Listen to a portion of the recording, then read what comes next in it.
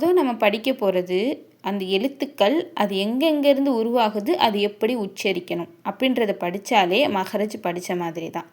இதை நம்ம ஈஸியாக படிக்க போகிறோம். எப்படி ஈஸியாக படிக்க போகிறோம்? மொத்தம் வந்து எத்தனை கொடுத்துருக்காங்கன்னா 10 பாயிண்ட் கொடுத்துருக்காங்க. எத்தனை பாயிண்ட் கொடுத்துருக்காங்க? 10 பாயிண்ட் கொடுத்துருக்காங்க. இதை நம்ம 5 5ஆக பிரிக்க போகிறோம். எளிமையாக ஓதக்கூடியவை, கவனமாக ஓத வேண்டியவை அப்படின்னு 5 5ஆக அந்த பாயிண்ட்டை நம்ம பிரிக்க போகிறோம். அது என்ன எளிமையாக ஓதக்கூடியவை? இப்போ இந்த எழுத்துக்களை பாருங்கள். அலிஃப், வாவ், யா. இப்போது இந்த எழுத்துக்களை நீங்கள் உச்சரிங்களேன். அலிஃப், வாவ், யா. இது நீங்கள் சொல்லும்போது ஆட்டோமேட்டிக்காகவே என்ன பண்ணுவீங்க? வாயோட உள் காலியான இடத்துலேருந்து தான் சொல்லுவீங்க. இந்த இதை வந்து நீங்கள் கஷ்டப்பட்டு படிக்கணும்னு அவசியமே இல்லை. இது நீங்கள் எளிமையாகவே ஓதிடுவீங்க. இதை வந்து நீங்கள் வந்து கவனமாகவும் படிக்க வேணாம். நீங்கள் நார்மலாக சொல்லும் போதே வாவ் அப்படின்னாலே வாயோட உள் காலியான இடத்துலேருந்து தான் சொல்லுவீங்க.